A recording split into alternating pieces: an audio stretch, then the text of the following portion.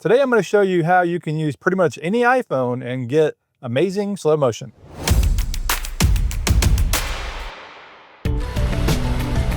And I'm not talking about regular slow motion. I'm talking about what I would call super slow motion, like it was captured at a much higher frame rate and on a much higher end camera than you would normally think possible, especially with a phone.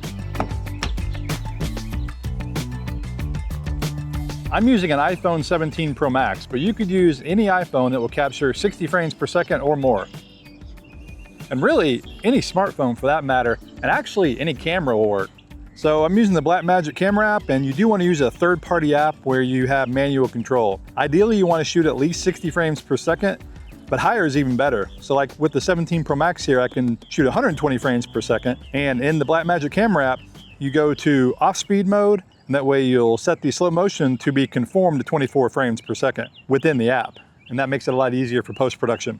One thing to note though, if you're going to shoot 120, you got to stay on the main lens, the 24 or the 48. If you push in on the tele, which I do in this video, you have to shoot 60 frames per second. And when I say tele, I mean the 4 times or the 8 times. I'm also shooting 4K ProRes LT and Apple Log 2. You don't have to do that, but I would recommend it if you have it available, but you do need to shoot 4K. And here's the big thing. Typically when I'm outside shooting, I recommend using an ND filter. But here you don't want to do that. Or if you do, it needs to be really light because ultimately you want your shutter to be very fast for this trick to work. The iPhone will naturally do this when you're outside, depending on the light, but you might need to adjust the shutter and then use ISO for the exposure. So if you're shooting 180-degree shutter, you'd want to bring it down to like a 45-degree shutter or even lower. And if you're shooting fractional, you want the number to be higher. And that's really it for the setup. Now you're ready to shoot.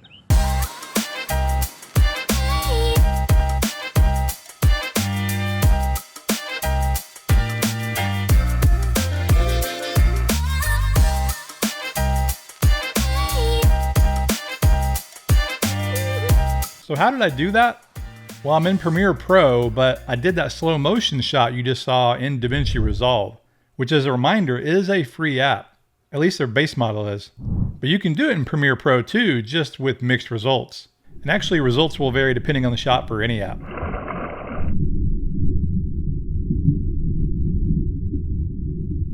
So we've got our slow motion footage imported and we'll play it back and it looks good. It's a nice slow motion.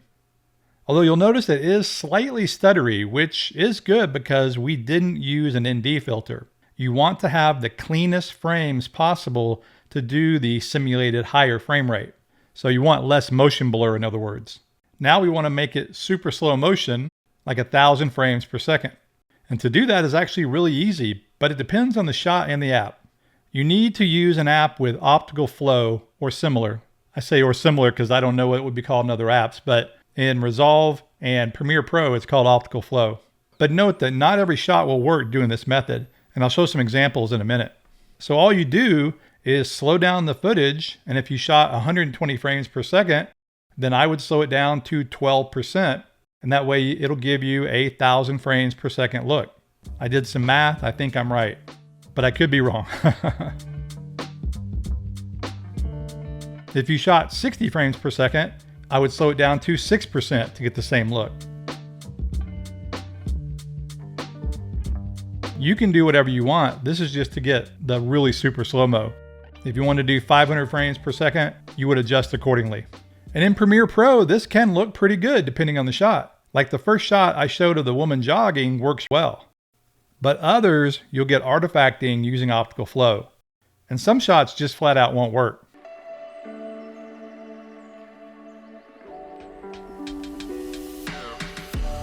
To give a little context, here's how this shot looks with the default frame sampling.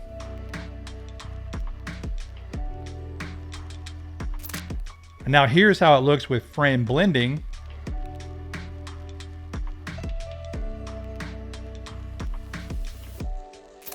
And finally, optical flow. So again, this shot works, but others won't.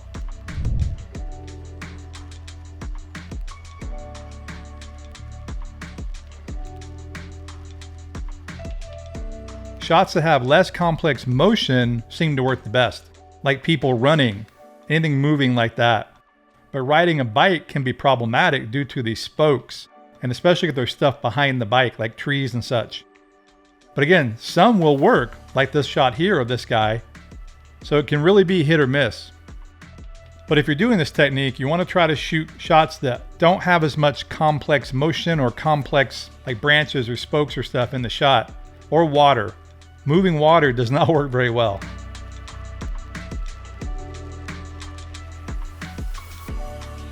I mentioned Davinci Resolve has optical flow too, and it does seem to work better for these kind of shots. So I'm now in Resolve, and with a shot in the edit timeline, go to change clip speed and then enter the percentage you want. I'm doing 12% to simulate 1,000 frames per second. Then go to the inspector, and under retime and scaling, make sure your time process is on optical flow. And then you want your motion estimation to be on whatever works best. I know that sounds a little weird, but just experiment. I found that enhance better works most of the time, but sometimes I needed to use the AI speed warp. But I believe that is only available in the studio version of Resolve, not the free version. The free version does have optical flow though, I'm pretty sure. I'm using Studio. And again, I have found Resolve works better on these kind of shots than Premiere Pro, for the most part. And then one other way to do it is with Topaz Labs. I mainly use Topaz Labs to upscale footage, but it will also do some cool stuff like slow motion and removing motion blur, etc. Here I chose 16 times slow motion, and then the AI model defaults to Chronos Fast, and it seems to do a pretty good job. But again, you can experiment depending on your shot. Same with the sensitivity. This app will give pretty good results on most shots, but shots like this one with the water, it doesn't work that great. But with some creative editing back in Premiere Pro, you can make it all look pretty darn good.